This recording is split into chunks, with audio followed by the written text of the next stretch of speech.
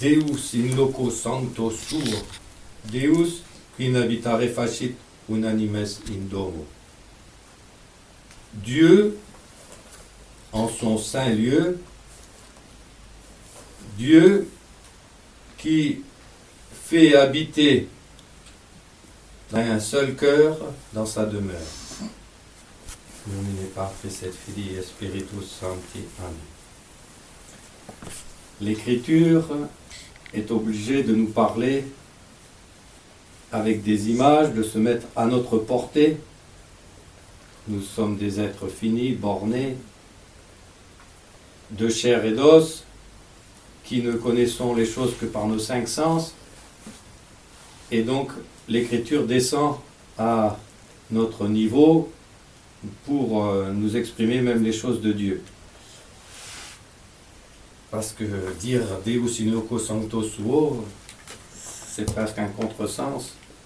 Dieu dans son saint lieu, étant donné que Dieu est incirconscriptible et que Dieu contient tout.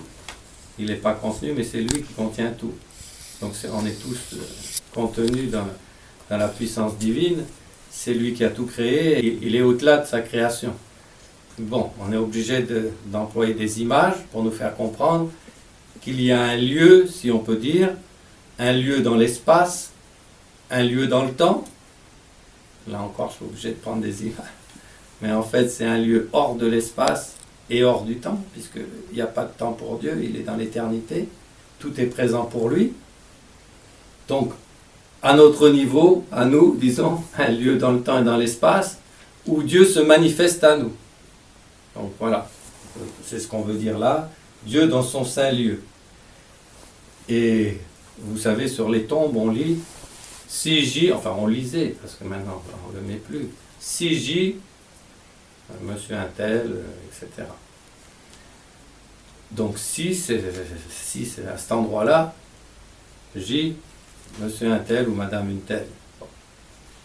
Et ce saint lieu de Dieu, parce qu'il faut bien parler d'une manière humaine pour l'exprimer, on lui a donné un nom, et au lieu de dire si j'y, on a dit si elle. Ici, elle, c'est un des abréviatifs des noms de Dieu. Donc le ciel, c'est le lieu où Dieu est. Si elle, voilà. Donc le lieu où Dieu se trouve. Pas façon de parler puisqu'il se trouve en aucun lieu et que c'est lui qui contient tout. Voilà, donc le ciel, donc Dieu en son saint lieu. Dieu, donc dans ce saint lieu, qu'on rappelle d'une autre manière, in domo, c'est-à-dire dans sa demeure, la maison. La maison, c'est là où on demeure, donc on l'appelle aussi la demeure. Là, c'est pareil, le ciel, c'est la demeure, c'est là où est Dieu. Et donc, si on peut dire, c'est là, façon de parler, où Dieu se révèle à des âmes choisies, ses élus, des âmes qui sont des myriades et des myriades d'anges fidèles, ceux qui sont restés fidèles, et puis une foule innombrable que on ne pouvait pas compter, dit Saint Jean, qui a entrevu un petit peu le ciel, d'âmes sauvées parmi les humains. Donc voilà, à cet endroit-là où Dieu se révèle tel qu'il est, voilà le ciel. Et qu'est-ce qu'il fait? Eh bien, Dieu nous fait inhabitare dedans. Et on inhabitera, c'est-à-dire on habitera dans quoi? Eh bien, en Dieu lui-même. On ne peut pas être en dehors de Dieu, puisque sans lui, on subsisterait, on ne serait pas et on ne subsisterait pas. Donc on habitera en Dieu, comme, si on peut dire, pas comme une partie du tout, parce que c'est plus la création, c'est un mystère. C'est pas ce que disent les hindous, comme Dieu aurait pris une partie de lui-même pour nous donner à nous.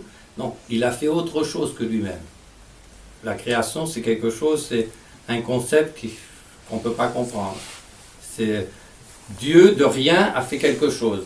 mais quelque chose qui n'est pas lui, qui émane de lui évidemment, puisque c'est lui la source, le principe. Donc voilà. Et donc il nous appelle en quelque sorte, pour ça qu'on est créé, à certaines conditions, à être admis à sa propre vie. Donc à nous faire inhabitare en lui. Normalement, si, et il le faut, si on est en état de grâce, bon c'est une manière de parler aussi, mais Dieu habite dans notre cœur. On a la Sainte Trinité, c'est pour ça qu'on parle de l'état de grâce. C'est pour ça qu'on est, dans ce sens-là au moins, quand on est en état de grâce, évidemment, des saints. C'est-à-dire, pas en nous-mêmes, mais à cause du Saint-Esprit, à cause de la Sainte Trinité qui habite dans nos cœurs. Donc, ça, Saint Léon dit, chrétien, connais ta dignité. Vous avez été oint le jour du baptême, avec le Saint-Crème, avec lequel on fait les évêques, avec lequel on oint les rois. Vous êtes des petits princes, hein, des enfants adoptifs de Dieu. Et alors, il faut le rester, le redevenir ou quoi, mais si vous le restez, et vous restez fidèle, alors un jour, vous inhabiterez dans cette maison-là. Quelle est une des caractéristiques de cette habitation? C'est unanimes. Una et animas. Animas, una. Unanimes. C'est-à-dire, toutes les âmes sont tellement unies qu'elles forment comme une seule âme. Vous savez, on lit ça dans les Actes des Apôtres, où on nous dit que les chrétiens ne faisaient qu'un seul cœur et une seule âme. Pour qu'on puisse dire ça sur la terre, c'était magnifique, quoi, déjà. Mais alors, au ciel, c'est multiplié par... les âmes sont tellement unies à Dieu, etc., en quelque sorte, elles se compénètrent les unes les autres, et elles forment un corps, puisque ici-bas, on fait partie de l'Église militante, mais l'Église militante, elle n'est pas éternelle, mais elle est éternelle, si on peut dire, dans sa prolongation, qui est l'Église triomphante. Et l'Église triomphante, c'est le corps de notre Seigneur. Alors, notre Seigneur est la tête, et nous sommes ses membres. Et donc, et on forme un seul corps, une seule âme, etc. Donc, voilà le ciel, unanimes in domo. Et pour y arriver, c'est pas possible autrement.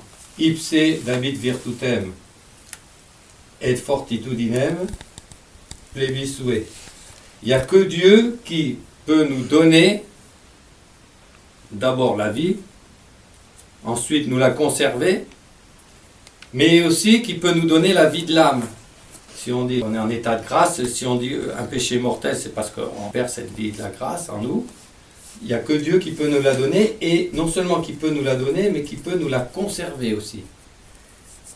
Et ipse David virtutem, donc c'est lui qui donne la vertu. Alors, la vertu, c'est aussi la force. Et la force à son peuple. Vous voyez, donc on est à la fois son corps, mais on est aussi son peuple. Donc, c'est un petit peu un grand mystère, cette union du ciel. Et il y a une union non seulement entre les humains, mais il y a une union aussi avec des êtres auxquels on ne pense pas assez souvent, mais pourtant c'est important d'y penser, c'est les saints anges. Et normalement, bon, c'était des myriades et des myriades, les anges.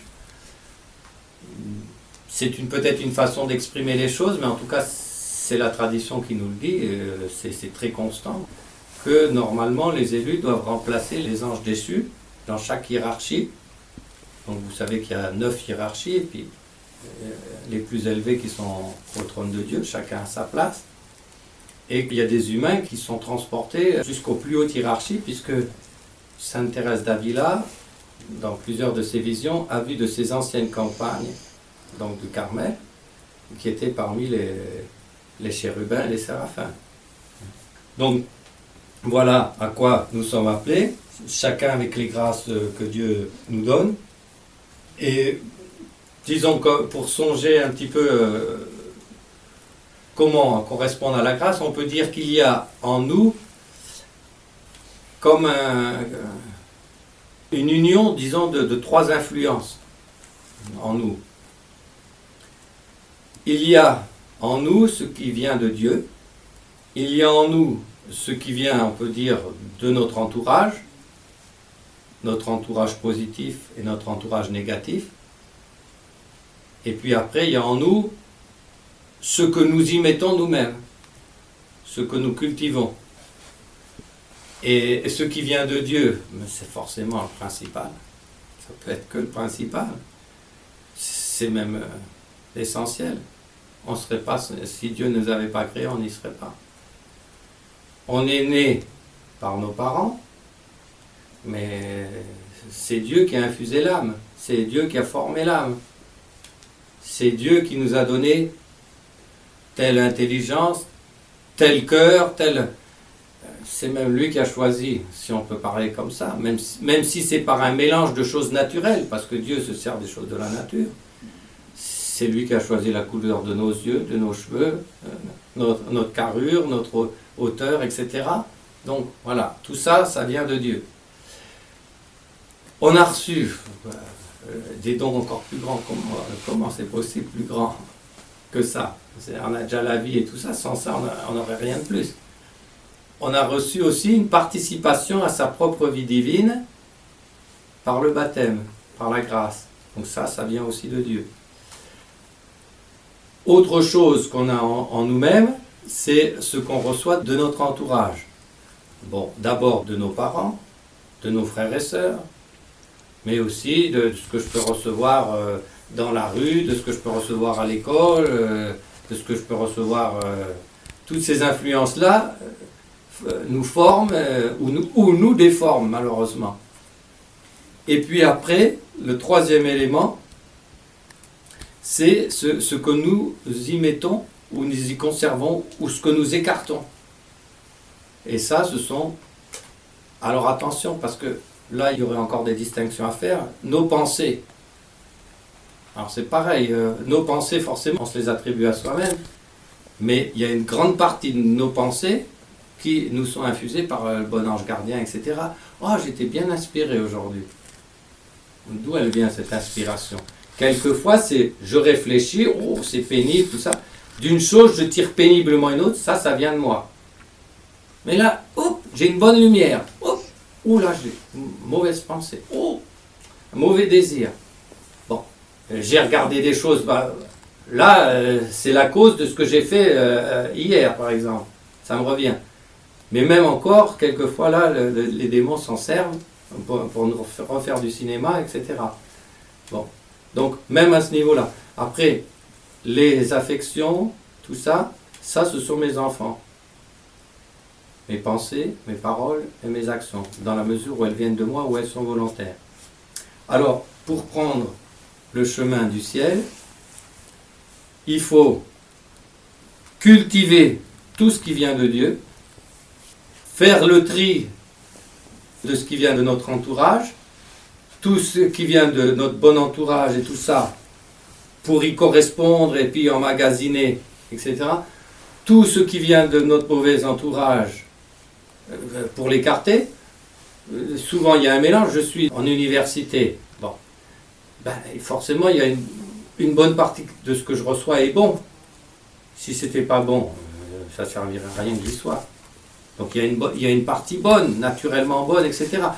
Attention, dans l'enseignement, là il y a des choses, il dit des choses tordues au milieu de bonnes. Donc il faut déjà faire la... Bon, après il y a les influences, il y a des bonnes influences de bons camarades, il y en a des mauvaises. Donc voilà, je dois serrer.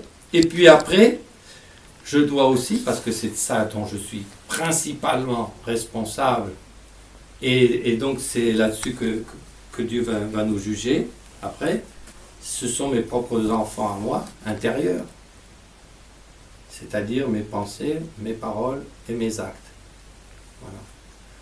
Alors, comme dit saint Augustin, il faut cultiver en nous ce qui vient de Dieu, et il faut brider tout le reste, y compris ce qui vient de nous, parce que il y a la mauvaise nature, etc. Et plus on essaie de favoriser ce qui vient de Dieu et autres, et plus on prend le chemin de faire partie des unanimes qui sont dans la demeure de Dieu. Et bien voilà la grâce que nous allons demander à la Sainte Vierge, puisque, si on peut dire, c'est le moment de regarder vers le ciel, puisque dans 3 jours, on va voir notre Reine monter vers le plus haut des cieux. Eh bien, demandons-lui de susciter en nous ces désirs de pouvoir un jour, nous aussi, voir notre âme s'envoler vers là-haut pour faire partie avec les saints de ceux qui seront un en Dieu pour les siècles des siècles, là-haut au ciel. Au nom du Père et du Fils et du Saint-Esprit, ainsi soit.